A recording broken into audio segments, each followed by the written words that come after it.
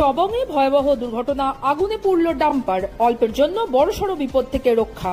নমস্কার, আপনারা দেখছেন দ্য লোকাল জার্নালিস্ট, আপনাদের সঙ্গে আমি লুসি।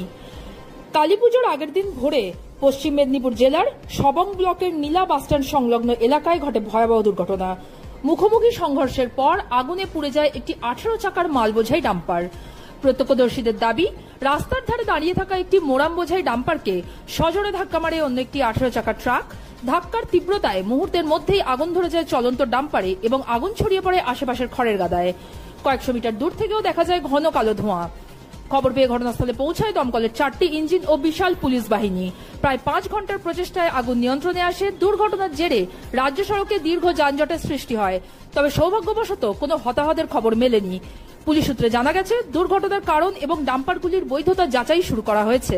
স্থানীয়দের অভিযোগ, রাতে বেপরোয়া গাড়ি চালানোই এমন দুর্ঘটনার মূল কারণ। তারা দাবি তুলেছেন, রাতে ট্রাফিক পুলিশের টহল বাড়ানো হোক।